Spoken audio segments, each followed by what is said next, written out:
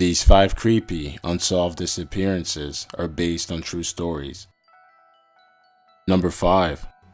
This event took place on Christmas of 1945. A man named George Sauter and his wife Jenny had 10 children together. They all lived in a home in West Virginia. The oldest boy, who had just came back from the army, was awakened by the smell of burning fire at around 1 o'clock in the morning. All 5 of the 10 children were stranded upstairs, and unfortunately their lives were ended. Well, at least that's what the fire chief had reported. Through the burned debris, no bones or bodies of the 5 children were ever recovered. Now hear this. The bizarre part about this situation is that the Sauter family remember being visited by 2 strangers. One who posed as an insurance salesman was making threats about their children dying from their house burning down. This threat was made after George had said some offensive comments towards Mussolini, who was prime minister at the time. Strangely enough, the same salesman served as a coroner's jury and deemed that the fire that caused the house to burn down was accidental. However, several others came forward, stating that they've seen a man outside of the Sauter's home carrying a rubber object, which was actually a napalm bomb found by George. All of these did not add up. First, there weren't any bodies found after the incident. Second, the man who came to the door making threats prior to the burning incident. And finally, witnesses spotted people around the Sauter's home prior to the incident. Could the kids really have died from the incident? Maybe, but a waitress at a roadside diner and a woman at Charlestown Hotel claimed that they've seen 4 of the 5 similarly missing kids with dark-skinned toned men who would not let the kids talk to anyone. These tips were reported, but it had no lead to it. It's been reported that prior to the fire, a man had been seen in his car parked on the side of the highway constantly watching the children. Also, that the missing children were seen in a car that drove past the house during the fire. Were the children's remains too hard to find in the burned debris, or were they kidnapped by Italian fascists? Nobody will ever know. Number 4. In 1978, an aircraft pilot who goes by the name of Frederick Valentich was on his way to King Island in Australia when he reported sighting a UFO. He described that the object was about 1,000 feet above him. These were his specific words. "That strange aircraft is hovering on top of me again. It is hovering and it's not an aircraft." His words were recorded in a radio transmission and will be posted in the description box down below. His aircraft suddenly started to malfunction and his plane mysteriously disappeared from radar and was never seen again. Analysts looked back on the recording and they realized that the final 17 seconds of the flight recording contained metallic noises, which they weren't able to explain or debunk.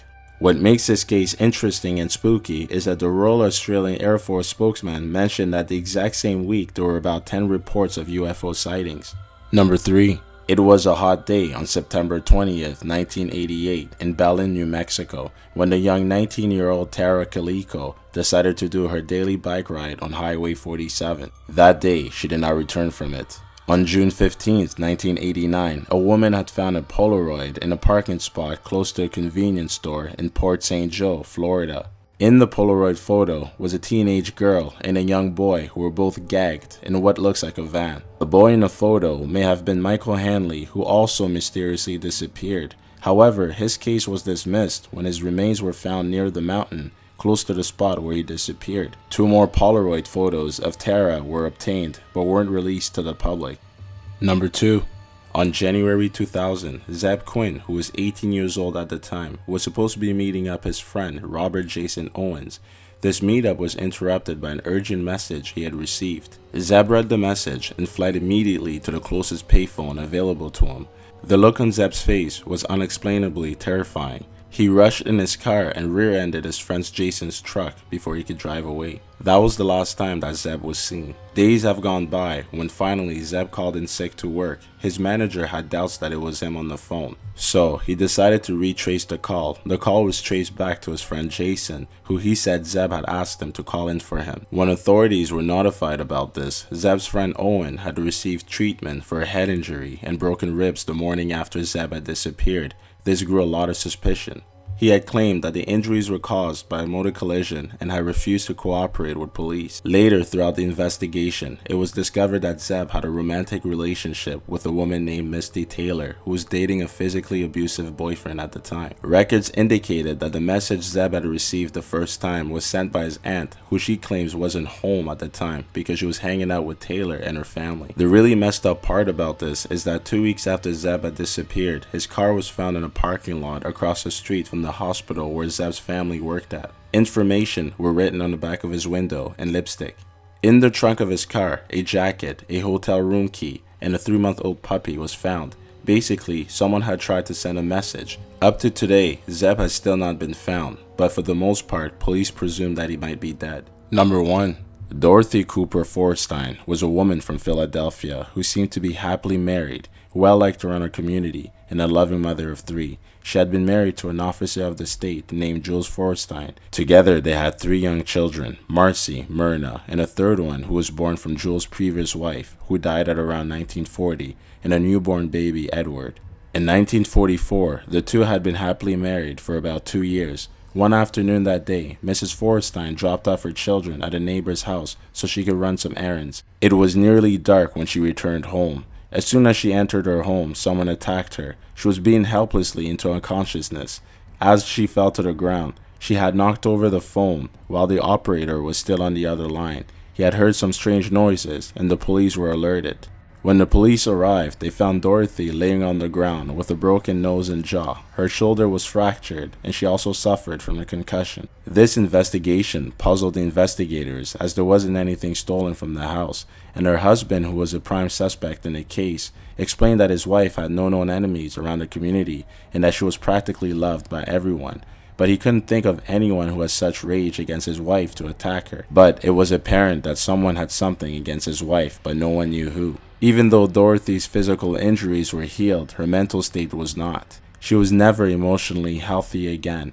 She was fearful, paranoid, and constantly on her feet. 5 years later, the life of the Forstein family was gradually returning back to the way it was before the incident. The night of October 18, 1949, the husband and father, Mr. Forstein, went away for the evening. The eldest child, Myrna, was also away visiting a friend, leaving Mrs. Forstein and her 2 youngest children alone that evening. Around 9 p.m., Dorothy had phoned a friend so they could both go shopping.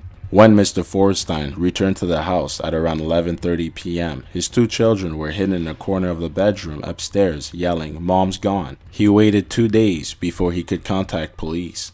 The officers searched everywhere in Philly, but not a trace of her was found. It was strange because her keys and purse were left at her house, and there wasn't any apparent forced entry done to the door. The only witness to the scene was the little 9-year-old who explained to police that she had seen a man entering the house. She said that her mother was lying on the floor of her bedroom face down. She saw the man pick up her mother on his shoulder and walk away.